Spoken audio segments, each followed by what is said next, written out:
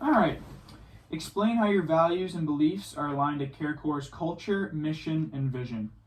I believe my core values align closely with your culture, particularly in compassion and support for both patients and staff. One thing that stood out to me about CareCore is its focus on building strong relationships and meaningful work. I really value an environment where employees feel valued and heard because I believe when staff feel valued, they're better able to provide high quality care to patients.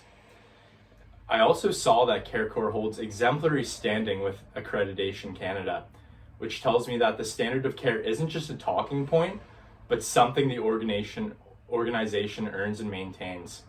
This matters to me because I hold myself to the same standard. If I were to join CareCore, I would carry the standard with me into every unit I work on, knowing that my patient care reflects the organization. It is very important to me that CareCore recognizes the patient care goes beyond physical needs, but also values emotional support and presence. I try to approach care with empathy and patience, understanding that a patient's emotional state can greatly impact their overall well-being. Something else that really stood out to me during my research was CareCore's attention to flexible work schedules. This stood out to me as I believe when staff can balance their personal and professional schedules, they will perform at their best. So overall, I see a strong alignment between who I am as a caregiver and what CareCore stands for. And I'm excited for the opportunity to bring that into the work I do for you guys. Based on your personal brand, what are 3 things that you can promise to deliver to CareCore? That's a great question. Based on my personal brand, I can promise to deliver adaptability in patient care, reliability and strong work ethic, as well as effective leadership and communication. First, I bring a high level of adaptability and interpersonal awareness when working with individuals from diverse backgrounds and needs. Through my experience as a respite caregiver and swim instructor, I've worked one-on-one with nonverbal individuals with specific needs, as well as in large groups with up to 6 students. These jobs have required me to read emotional cues, adjust my communication style, and respond accordingly to unfamiliar situations.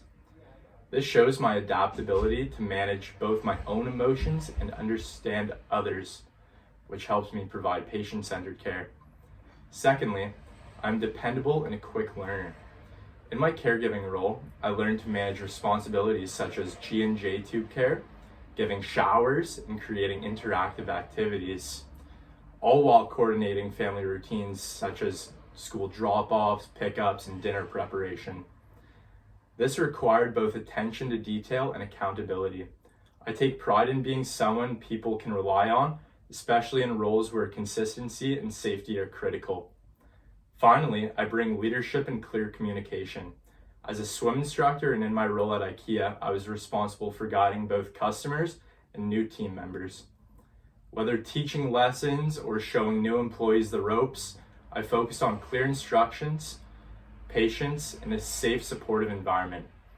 Overall, I'm confident that these strengths will allow me to contribute positively to both patient care and the team's dynamic. Can you describe a stressful or emotional situation you've encountered and how did you handle it? Yeah, of course. So, in the spring of 2023, my friend and I started a lawn maintenance business.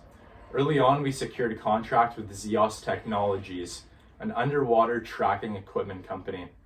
During one of our first weeks after completing several lawns, our lawnmower broke down and our whippersnapper overheated and vapor locked while working on their property. We needed to manage the situation professionally, maintain the client relationship, and find a solution quickly, despite limited resources and the stress of being a new business. Although we initially felt overwhelmed, I focused on staying calm and reframing the situation as a solvable setback. I reassured my partner that this was just a small hiccup and that we needed new equipment anyways. I then came up with a game plan. I walked into Zeos's office and asked to speak directly with the manager. I was transparent and explained to him that we couldn't finish the job that day, but we would come back the next day with new improved equipment. Because they were one of our first clients and they were offering us $80 weekly, which was on the higher end of our price range, we offered to waive the charges for that day and the following week's service. The next day, we invested $500 into repairing and upgrading our equipment and finished their property. The manager appreciated our transparency and professionalism and even recommended us to 3 other companies in the area. As the summer progressed, we didn't experience further equipment issues, gained additional contracts due to our professionalism and honesty, and ended the summer with a combined profit of $22,000. This experience reinforced my ability to stay composed under pressure, communicate effectively, and turn challenges into opportunities for growth, which are all assets that I believe will align with CareCore's commitment to building strong relationships.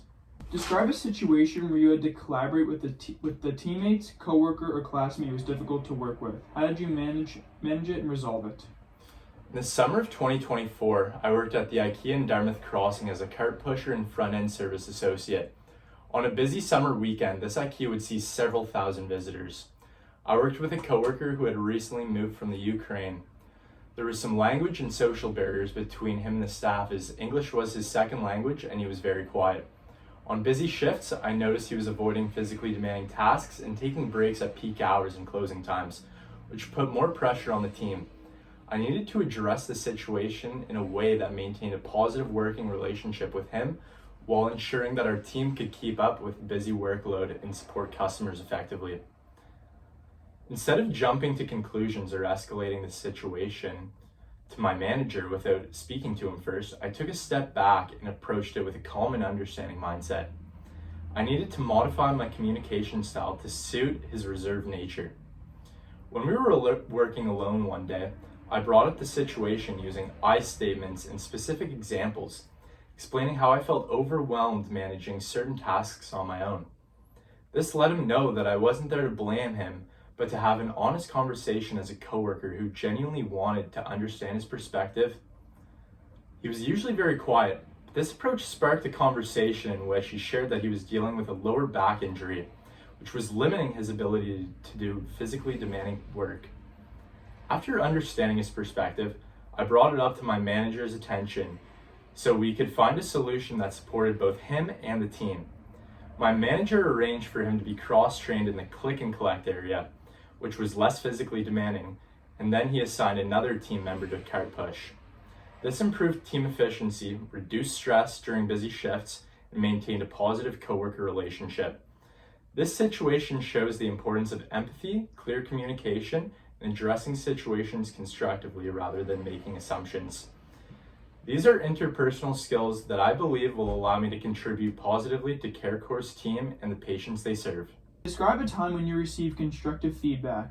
How did you respond to this feedback, and what impact did it have on you? When I first started working at the Zatzman Sportsplex as a swim instructor in 2022, I was teaching a group of 6 children from ages 6 to 8 in a swimmer 4 class. They were learning breaststroke, which is difficult for children. And there was a wide range of abilities. Some students grasped the stroke quickly, while others had a hard time grasping the coordination at all. My goal was to ensure that all swimmers could successfully learn the skill and meet the requirements to pass the level and advance to swimmer 5. A few weeks into the term, my team lead was doing evaluations and gave me constructive feedback at the end of the day, telling me that although my instructions were clear, I could adapt my teaching style to individual needs. She suggested breaking the stroke into smaller components, such as teaching the leg and arm movements separately before combining them. I was energized by her feedback as I was curious about how to teach this skill more effectively, and I responded by asking clarifying questions, observing carefully, and taking notes on their demonstrations and games to help improve breaststroke. That night, I went home and designed a new lesson plan, incorporating the tips and games she had recommended to me in a way that would suit my students. In the following weeks, I saw a significant improvement in my students' technique and confidence. By the end of the 8th week, all students had successfully passed their swimming tests. This experience improved my ability to adapt my teaching style and made me more open to feedback, helping me teach a variety of skills more effectively in the future.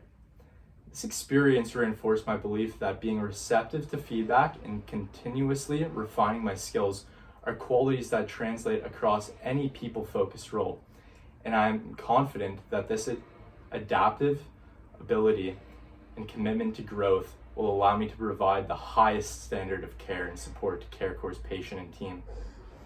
Thank you very much for coming in today. It was great learning about you and your experience. We'll reach out to you soon. Thank you very much.